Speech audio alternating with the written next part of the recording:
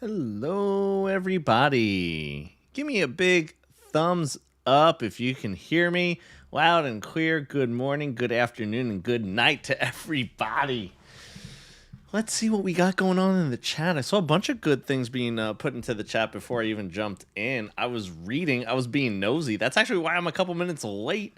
Okay, because I was taking a look at all the chat and all that kind of stuff, and I was like, ooh, there's some good stuff coming in. Because here's what I'm going to tell you guys. This one is really for you guys to be interactive with me. I don't have any preset slides, so my screen is going to stay exactly where it is so that you can focus on my beautiful, wonderful, fantastic voice. And for those of you who are live with me, you have a job to do. If you have not already done so, you need to hit the like button. You need to hit subscribe, because this is the brand new channel where we're going to put all of our post-exam material up. So someone said first time in here, so welcome. And here's what I'm going to tell you guys, because a lot of you guys still are studying for your real estate exam. There is no time to start thinking about wonderful, fantastic, amazing planning about what you're going to do in your real estate career than now. It was funny. I was speaking to a group of people who were in class, I think in California, about last week. It was their first day of class. Hello from Los Angeles. Hello. And they asked me, what should I do in my first 30 days of getting licensed? So I get licensed. What should I start be doing in my first 30 days? My first 30 days in real estate. And I said to them, and I was the first speaker of the night, and I said to them, I said, welcome to day one of your first 30 days in real estate. I said, the first time you sit down in front of the classroom, as soon as you start studying for your exam, you are in real estate. There are things that you could be doing, and choosing a broker is one of them. So keep in mind this. I will be taking questions from you guys in the chat, so please feel free to type anything in there, because that's something that I'm going to be using as a springboard for a lot of the conversation that we're going to be having. So someone wrote earlier on in the chat that they wanted to get a little more clarification on splits. So guys, what? And they even put in there, a broker in the market that they were looking in, or a broker that was giving them advice, said don't take less than a 65% split. So I want to comment on that. I want to talk about a split. So just so you know, okay, just so you know, a split is how much you're going to take of the commission, okay? So that we clarify that, okay? A split is what you're going to be taking from a commission. Also, keep in mind this. Each brokerage might have a per transaction fee. So you want to be aware of what all of those are. And I think that as a new agent interviewing brokerages, that's one of the things that you don't really know to ask, and you don't know what a good split is. So let me explain to you what I think a good split is, and I think that you're going to get an overarching theme with me whenever I do the conversation that is how to choose your broker, okay? So someone said, so Lily said, so we can go to a brokerage and tell them we are studying for the exam and they will actually take us seriously. So I think might come back to that, and I'm going to get back to the brokerage split thing as well. But I wanted to answer that because that was a great question that Lily was asking. Yeah, I mean, let me ask you this. What kind of immense, wonderful knowledge do you have other than having a license? What's going to change once you get licensed? You think you're going to be anointed with some magical powers? No. I'll tell you this. I started in real estate. I was 19 years old. I had full head of hair. I was young. I never sold real estate. I never bought a home, right? And situation is this. I was interviewing at a lot of great places, and the place I ended up going to was one that offered me a lot of mentorship. The broker there was, and I think this is one of the reasons I went, because being 19, and I like relating it back to my story too, because, I've been to 13, 14 different brokerages, and actually right now I'm looking at interviewing at other brokerages myself. So I'm in the same boat as you guys. I'm going through a lot of these same questions. But what happens is I've developed some, really good techniques. And I feel like every single time I make a move, I feel like I'm better off than I was when before I left. So I always feel like I make the right decision. But that doesn't always necessarily line up with my development trajectory. Like I sometimes outgrow things. I outgrow what my initial goals were. Okay. So I say interview, talk to them because again, I don't think it's, as someone who is a broker, as someone who has interviewed and recruited and spoke to agents, I don't think there is a big difference between being licensed and, hey, I'm studying to get licensed, to get my license. I don't think there's a huge difference. So I think that you definitely should be, basically, going in there and talking to these people. So someone wish me luck. Yeah, absolutely. Thank you so much. And what's funny is this, I've talked to all of the, all of the big firms. I've talked to some of the smaller ones, all that kind of stuff. And what happens is I'm basically putting out there my goals. I said, here are my goals. Here's what I want. Here's what I'm doing, and how does it line up with what you guys have to offer me? So someone asked a very specific question, okay, that it's, do they charge for new training? And and here's what I'm going to do. I know that I've put on the back burner the split thing. I'm going to get to splits in a second, okay? Is there a charge for new training? That's a great question to ask your broker, So here's the thing. If you want training, you want to know two things about the training. Well, actually, you want to know a couple things. So let me kind of go through the things with training. You want to know if it's free, included, or whatnot. You want to know if it exists as well. And also you want to know about their success rate. Darn it. A lot of you guys, if you're interviewing with people and they're selling you the sizzle, okay, and they're selling you the sizzle, bottom line is this. The bottom line is, they're selling you the sizzle of that brokerage going with them. And they basically say, bottom line, they're going to sell you on all this wonderful things about the training. But if their training has not proven to be successful, then, that and a dollar gets me on the subway. If I have a mentor that's never mentored someone or has never been successful at mentoring someone, then bottom line is, why should I go with you? I want to know your success rate. I want to know how good you are. Give me an agent who just passed their real estate exam. What are they doing as far as, fees and whatnot? How are they doing as far as transaction count? What's going on with them? A lot of you guys don't look under the hood and say, hey, I see that you're selling me on all this stuff. So can you introduce me to someone who has just gotten licensed and, has been through your mentor program, through your training, all that kind of stuff? So you want to know if it exists, okay? And you want to know if it's successful, if they've actually produced something, So someone else said... Diana wrote a question, very relevant question. Are you still going to teach on prep agents? So just so you guys know, I am going to, if not, increase my stuff. I'm here for you guys. This is my bread and butter. This is exactly what I do. I teach, I train, I educate. I used to travel the country, training for various different places. So there's absolutely zero intent, unless Joe gets sick and tired of me, there's absolutely zero intent for me to leave. So when I say that I'm moving my license over, it's probably going to be one of those things that it's more of a placeholder thing. It's more of a thing that I do very limited transactions now. And that's the situation with me, so just so that and I appreciate, and that question actually, that touched my heart. So I feel loved when I see something like that. Hey, you're still going to be with us. So yeah, absolutely. If not more with you guys. And that's the whole goal, right? So that's the situation there. And so someone asked a very specific question. It was great. So we should have specific goals before we go to interview. Yeah, absolutely. Absolutely. Have goals. Okay. You need to have goals. I mean, in life, you need to have goals. What was funny was when I was speaking to that school out in California, they said to me, one of them said, "What was the biggest regret that you had in the first 2 years of your business?" Okay. And I said the biggest regret was that I didn't have goals. Okay.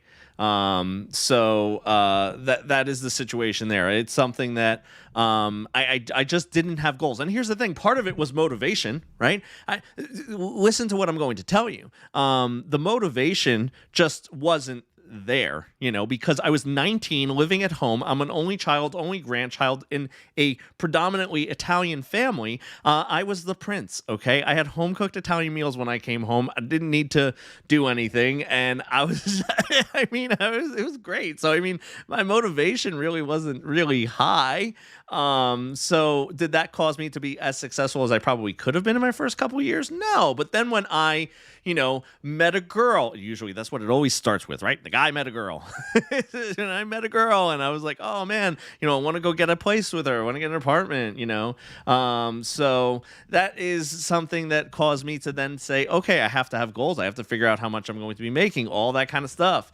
And here's the thing. So a couple people said, someone said that I should do more webinars on the conversations like with that I did the other day on the agent school site. So remember, again, shameless plug. I will tell you this. Okay. I will tell you this. Make sure you like this video. Make sure you're hitting that subscribe button so that you do see more of me, more of Joe, more of Cynthia's. Because what happens is this, as I told you guys, I'm not leaving the exam prep site. I am not leaving any of the tutoring and all that stuff that we're doing. And in fact, I'm going to continue to grow and do more of this stuff. So if you like having these conversations with me, please like, subscribe, make sure you're staying tuned in to what we're offering on this channel. So someone asked, Stu, is it scary when you transition? Are you ever nervous? You seem so chilled. Absolutely. I'm always, listen. I'm cool as a cucumber kind of guy. That's just my temperament. Okay. And my wife is type A, dot the I's, cross the T's. She's the complete polar opposite of me. Mrs. Stu is, always worked up, nervous, like, oh my gosh.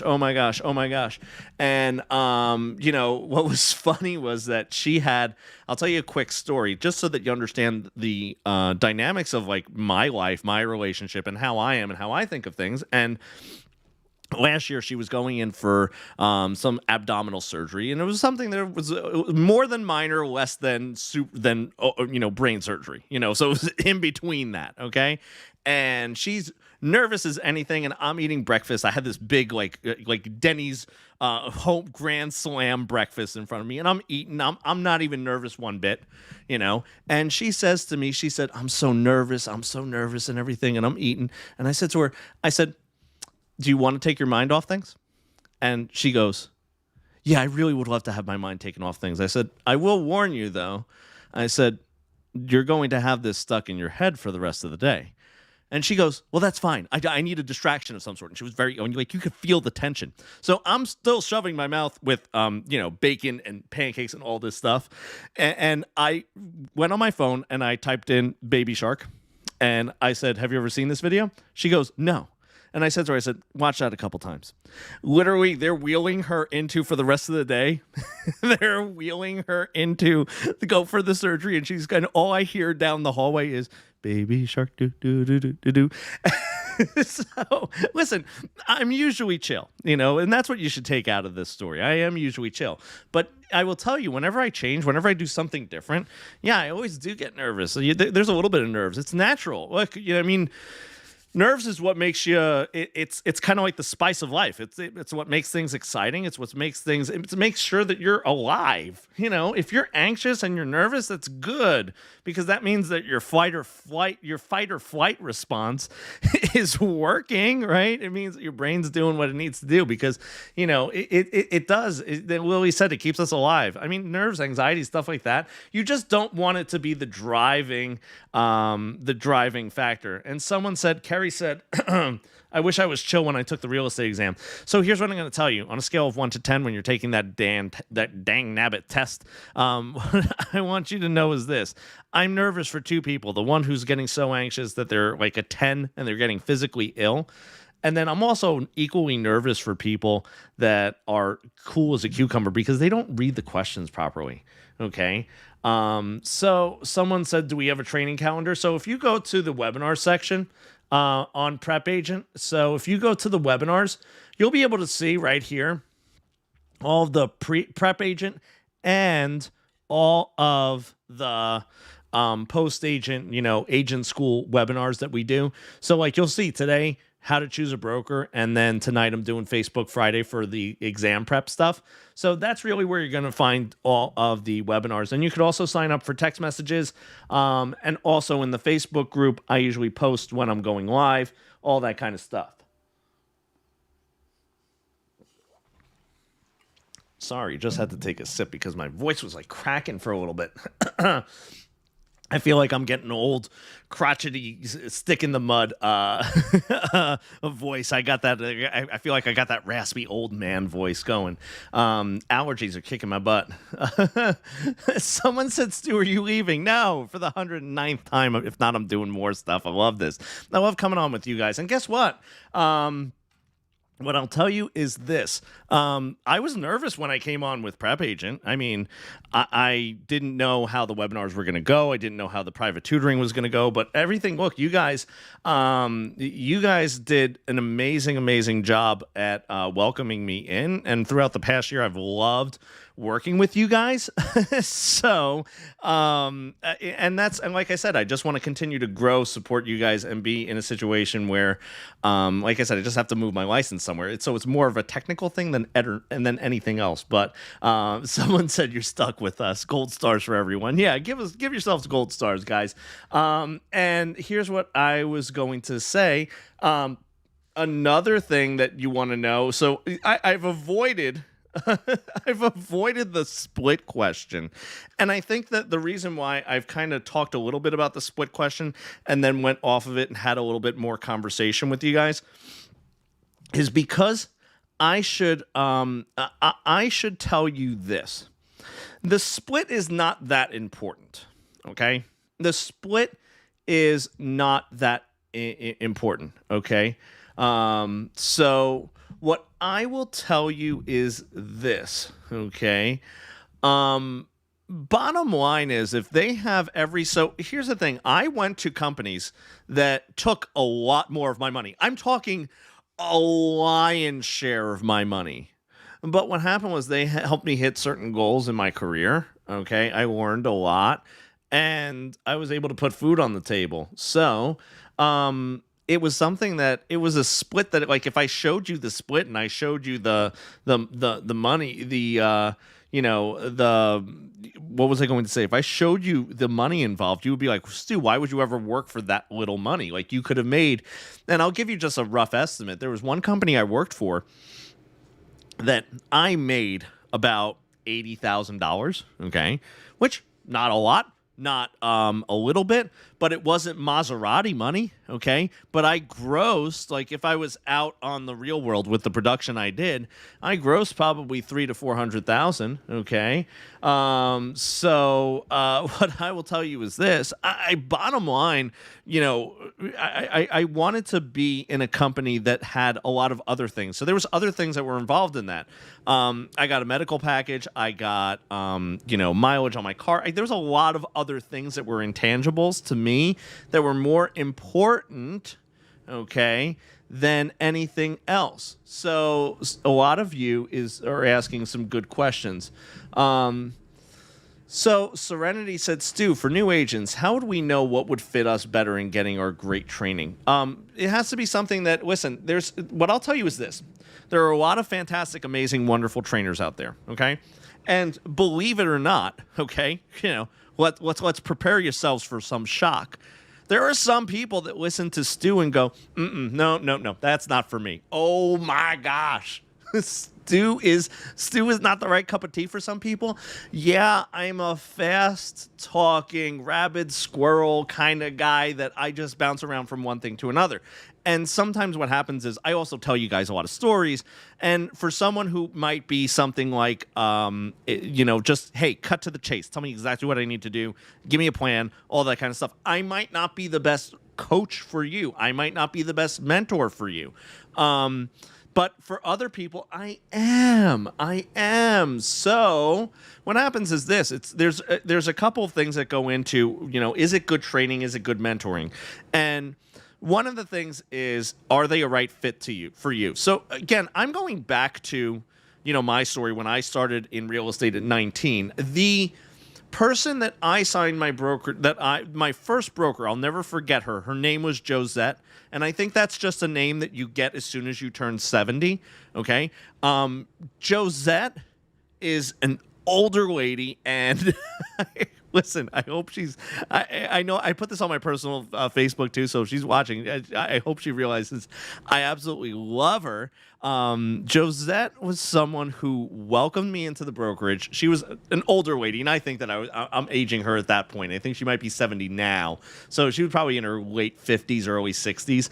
And Josette welcomed me into the brokerage with open arms. Like, she had this motherly grandmother kind of like, let me help you, and just like a ray of sunshine.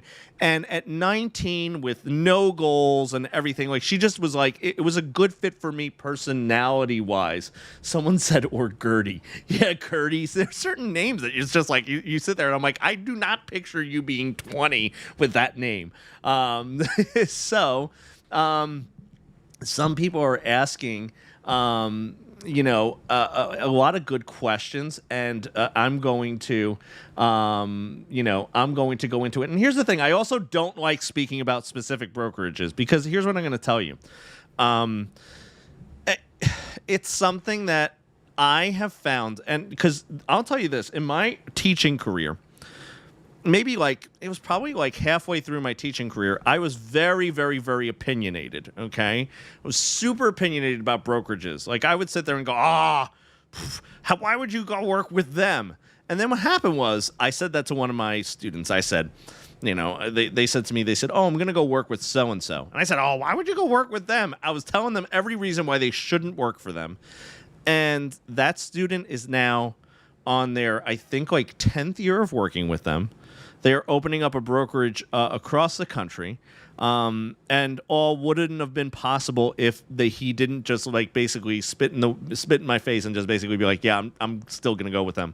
So that's why I've been open to a lot of things, and I've basically been telling people, I've been like, I use that story as something that, another reason why I say to everybody, hey, you got to figure out what your goals are, and you have to figure out what brokerage is right for you. Because don't take my advice as far as, saying this particular brokerage. Don't take anyone's advice that basically this brokerage is good for you. The only person who could tell you that that's a good brokerage for you is you, because you're the one who knows you the best, okay? And a lot of people, then another question came in, should I, Heather said spit in the stew. I love it. No, puns are always welcome. Listen, if you want to bring puns into my chat, I am the Ned Flanders of prep agent school, okay? That is something that I will tell you. You can always bring puns into my classroom. Don't ever think that you can't. You should never apologize for puns. That's like a motto of Stu. I would just say, don't apologize. Listen, and also do that in your business too. Never be apologetic as far as being you. Just be you, okay? If that means wearing a Pokemon shirt, like, I remember I was wearing a sports jacket, a Pokemon shirt with Squirtle on it, and I went to show a $2.7 million house. I ended up selling it. And one of the best conversations was the couple said, oh, thank God you're not wearing a pinstripe suit and you're wearing a Squirtle shirt. And I laughed hysterically. They just felt so like relaxed around me, and it was such good energy. So like I said, welcome, be yourself. That's the motto. And here's the thing, if yourself is pinstripe suit and like that whole thing in the Maserati, do it. Don't pull any punches. Be like, yeah, no, this is me. I'm this way, So let's see. How long do you stay with a firm if you think it's not a good fit? Not a day over the day that I realize that it's not a good fit. So that's the situation there. Someone asked me a question. Okay. I like this one from Eric. Stu, what are your thoughts on cloud-based brokerages? So ones that more have a hey, work from home kind of thing versus brick and mortar brokerages. Okay. What was I going to say? What I'll tell you is this. I think that it all depends on your personality. I know me personally, I built an amazing office in my house, and my office in my house is super conducive to me. Something that I've mentioned a couple times in the exam prep webinars, and I don't think I've really talked about here in the agent school ones, but those of you who know me, I have ADHD, so what happens is, and one of the reasons why I bounce around from thing to thing to thing, okay, makes it super engaging at moments, super exciting, but also makes some people go, yeah, I can't listen to a Stu webinar. And that's okay, because again, I know that I'm not going to be the right cup of tea for every student, and I'm not looking to be that. I'm looking to be the super amazing teacher, trainer, all that kind of stuff to the right people and to help and inspire you guys, because you guys inspire me, okay? So what I'm going to tell you is this, like my office, I have probably about 35 decks of cards on my desk because I have to fidget with things. So I literally have open decks of cards everywhere, okay? There's always cards in my hand at my office. I'm always fidgeting, doing things like that, okay? So I have that. I literally have, I think, 3 or 4 guitars next to me, like within arm's reach. I also have various different books and things. I have 6 or 7, and yes, there are a million fountain pens, absolutely. And I have literally video game systems around me. I'm at a point where I have everything right in my house, and I think that for me, in a cloud brokerages, for me, Stu, in a cloud brokerage, I will be very super comfortable, okay? Because I like being in this space. I like the space that I created for myself, and I don't think that I could replicate that at an office. Also, what happens is when I'm around people, okay, when I'm around people, what you'll notice is, I don't know if you realize this through the chat, but when I see you guys talking to me in the chat, I feel like you're here with me. So that's why, like, it drives me to continue doing this and to continue interacting with you guys and answering questions that you're giving me live. So when I'm in an office setting, I'm absolutely the worst. I'll tell you a quick story about one of the brokerages that I was at and why brick and mortar just doesn't work for Stu. So what happened was this, okay? The situation was the brokerage was in this huge corporate building, and there was all different places in there. So what I would do is I would put headphones in, and I would start taking calls, and I would pace. And what happens is I would pace around the office. I would pace around the office complex, okay? And what happened was there was a sleep study center in the office complex that I was in, and my manager was looking for me, looking all over the place. And she asked one of the admins and said, "Where's Stu?" She said, "Well, you could probably find him in one of 4 places, and one of them was a sleep study center." So literally my manager went into the sleep study center and said, "Is my broker here? Is Stu here?" And I was sitting down in one of the beds. I made friends with the sleep study center people, and I would go in there, lay down on the beds, and just kind of like chat with them and just have a conversation. So it was super distracting for me to be elsewhere. So like I always work better when I'm on my own. So a lot of people have asked, team or doing an individual, okay? That is really a personal preference. When I started in real estate, teams weren't really a thing. So that is the situation there. Teams weren't really a big thing. Everyone was kind of an individual agent. And it all goes back to there's pluses and minuses, and you have to figure out, listen, a lot of what you're trying to do is figure out what fits for you when you haven't established your goals. You need to establish your goals. Once you establish your goals, you'll be able to say, okay, what are the pros and cons of team versus, single agent? Then you would be in a situation where you could you figure out, like I said, compared to your goals, who's going to help you get there. Okay. So someone asked why teams within the real estate world. If you like that support structure, I managed several teams. Okay. I loved the energy, the motivation, but also that could be replicated. Listen to what I'm about to tell you. If you're going to a team for the motivation and the culture, right, and kind of like that energy, like that pack energy, that's what I refer to it as. I say that teams have this intense, really self-identifying pack energy, okay? So what happens is I like that energy, but that could be created at a brokerage too.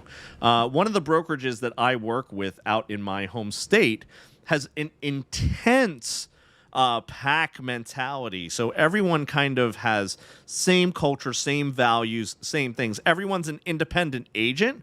But what happens is they run the whole brokerage almost like a team. So it's something that, like, when someone says to me, hey, I want a team, my question then is, well, what are your goals and why is the team appealing to you? Right? Because if it's that pack energy, which, again, I love. So what I do is I'm actually involved in doing trainings and things like that for a lot of those different brokerages. You know, like I would go in and do continuing education. I would come in and I would do like training like that. So I love being a part of those brokerages where I get to kind of like, you know, work within that. And it's great. Some fantastic energy. So let's see. So Serenity asks, Stu, I know I like to reach for the stars, and I'm sure most of us here like that too. Yeah, absolutely. Gold stars all day. Hashtag gold stars every day. What's your opinion of us starting off in the multi-million-dollar listing brokerage? I've worked luxury. I've worked luxury for a long time. It's cutthroat. They're vicious. They're petty. It's if you get in with the right brokerage and the right team that has a history of breeding and grooming different, new agents into that, yes. If it's just all experienced people and you're just kind of like trying to squeeze your way in there, listen, is it impossible? No. Is it more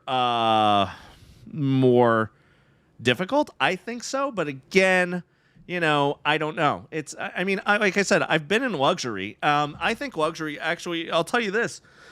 Luxury isn't me. Okay, I've sold big homes. I've done luxury. I've done the celebrities. Okay, I've rubbed elbow with people that you'd be like, oh my God, you met so and so and you were the agent for so and so. Yeah, I've done that. Okay, I don't think it's not for me. It's just not what. Listen, it doesn't align with my goals, like what I like. The people that I like working with. So that's, again, it doesn't match and align with me. If it aligns with you, that would be the situation here. So,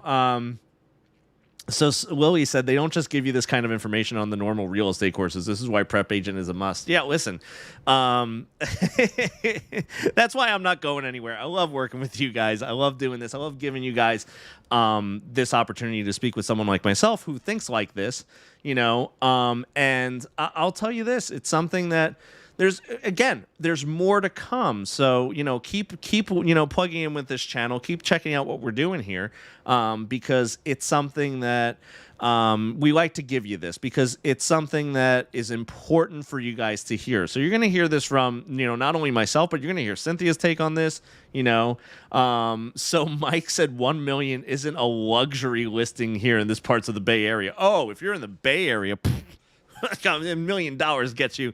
It's funny. I worked in New York City with some person, and I said to them, I had to explain to them that at $1.2 million in Soho, they were not in the price range or the budget yet that they could afford a balcony overlooking the city. At $1.2 million, I had to say, oh man, that is the situation there. So Heather wrote in, I've heard of brokerages that rhymes with Schmeller Williams.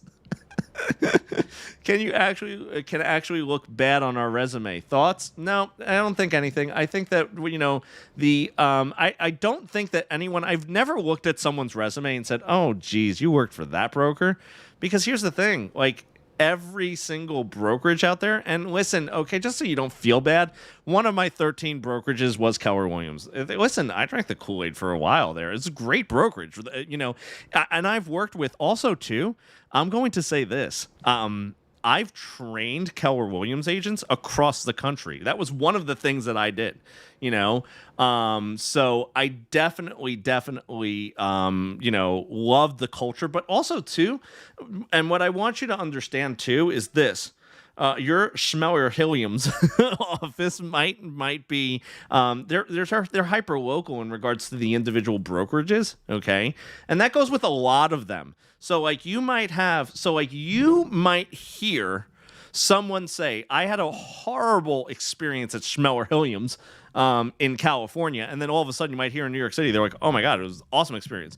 I will tell you this: I was with another brokerage when I was training Schmeller Williams agents, and I actually really like that now. Now I might be addicted to calling it that, so bear with me. What I will tell you is this: I went to brokerages across the country for that for Keller, and every single time I went, I always was warmly welcomed. Again, I no longer work for them, but at the time that I was training them, I mean, I was always warmly welcomed. But I mean, here's the thing too. I also came from it from an angle of contribution. I was looking to help out and do all that kind of stuff. So there's positives with everyone, because I think that I think that what you have to realize is that everyone has a way that they want to make money and how they want to run their business. And what you have to figure out is what your goals are. And if your piece of the puzzle fits in with this is how I want to make money, right? So I think that that's really the conversation that you have to start having with yourself. Let me see. So someone said you don't disguise it. I love it. That made me laugh. That made me chuckle. What happens is the resume. The resumes really, honestly, I don't think that it really, in my opinion, when I'm looking at someone to bring onto a team, a brokerage or something like that, I look for the right attitude, because someone with a junky resume that goes, "Dude, here's my resume. It's a junky resume. I want to change. I have the drive to get better." They're probably going to be a better candidate for me than someone who doesn't fit my culture, value, and stuff like that when I'm recruiting for, different brokerages. That's why I said, I think that a lot of what you're trying to figure out is a couple things. You're trying to figure out culture, right? Is the culture of that office what I want to be involved in, right? Because I told you guys that, I had that fantastic, wonderful, amazing, experience with the brokerage that felt like a pack mentality, right? Fantastic energy. Really, probably one of my favorite brokerages to work with. No, I will not tell you who it is. And I kind of get jealous that I'm not with them. And no, I'm not probably going to go to them. So someone said, "Can we have on a webinar this for new agents, what to put on our resume?" Don't worry about your resume. I don't think that the resume is that important, because especially if you're just getting licensed, then you don't have a real estate background typically. Okay. So someone else asked, do we need to have a resume for real estate, even if you're a new agent transferring from a different field? No, I don't think that's super important. Because as opposed to other industries where you're interviewing for a W-2 position, and now listen to what I'm going to, when I say W-2, I mean like an employee where you're getting taxes taken out, you're getting benefits, all that kind of stuff. Now, if you are, interested in a position and you are applying for something that is a W-2, like a traditional employee position, I would treat that like a traditional interview. However, anticipate that if they're interviewing you with knowing that you just got your license or you're looking to pursue it, they understand that there's limited information on the resume, okay? So that's the situation there. If you're interviewing for a position that is that looks more like an employee position, then you probably should treat that with a little more reverence than if you're interviewing for an independent contractor position. Now, I'm not saying go in pajamas and flip-flops to the brokerage that you're going to be interviewing for. There's a level of decorum that you, of course, want to keep, right? But what I'm saying to you is it's not the pomp and circumstance. It's different. And this is where a lot of people also, try to figure out.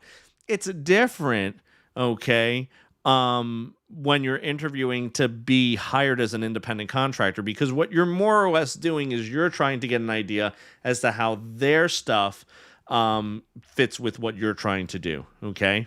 So, so Serenity said, I've been in the medical background and I've been trying to figure out how to incorporate that into my updated resume. And I think that, look, again, depending on where you're going, what you're doing, how you're going to be doing stuff, I don't think that the resume is the most important thing. I think that your goals are more important than anything else. Yeah, you could wear a Pokemon shirt. Occasionally, what's funny is the other day when I was speaking to the school in California, I didn't have a sports jacket on, and then I felt guilty, and I was like, all right. So I was like, I'll put a sports jacket on. And the guy that was running this class, he goes, oh, wow, you're wearing a sports jacket. I was like, yeah, I figured I'd do that. So sometimes you need to just kind of walk the walk, talk the talk. So I hope that you guys, I hope that you guys enjoyed this conversation. And again, I don't really put anything up here that I'm going to be necessarily exactly going over. I wanted to answer your questions. So give me a thumbs up if you liked what we did today, if you liked the questions that I answered. Let me know if you're here with me. So let's see. Let's see if we got any thumbs up. If you're like, Stu, you did awesome. No love. So, can I walk in without a resume? Sure. I don't think it's that important, in my opinion. Okay. So let's take a look at the schedule for today. We have one more webinar, 4 p.m. Pacific Standard Time, 7 p.m. Eastern Time. I'm going to be doing Facebook Friday. That's where we go over, okay, the questions, concerns, burning desires of the weeks. And I see Mary has put this one question in a couple times. What about assisting in real estate? And I know you put it in a couple times, so I figured I'll answer it because I read it and I was like, oh, I didn't get to it. What I will tell you is this. You again have to look at what is important to you, okay? What is important to you as far as what you want to hit as far as your goals, okay? And that is something that I think that if you want to start assisting, transaction coordination, there's a lot of different things that you could do in real estate. Look, real estate isn't just buying and selling real estate, or assisting people with that. There's a lot of things. So maybe one of these webinars, what I'll do is I'll focus on some of the other things that you could do in real estate too, just to kind of open your eyes up a little bit, because I think there's a whole other world out there that a lot of people don't even realize exists. So one last question, Heather said, should we have a Facebook page before interviewing? It's one of the things that you could create before interviewing. It's one of the things that if that aligns with your goals and you want to make sure that you are recognized as a real estate person, then I would recommend definitely doing as many things as you can before you even get licensed. So that is the situation there. So guys, hope you like this one. And remember, if you have not done it already, you have homework. Okay? I need you to hit that like button. I need you to hit subscribe. I need you to share this out with other people because also, listen, this channel, what we're doing here is not just for you, okay? It is not just for you. It is for every agent that works in your brokerage. So you want to start bringing value, creating great culture, have them be a part of the Stu Crew and have them say, we come on board to agent school and bring in, different perspectives too. So Peggy said, Joe says yes, as far as creating that Facebook page. Yeah, absolutely. Like I said, it's one of the things you can do early on. So guys, hope you like this one. I'm going to see you guys real soon.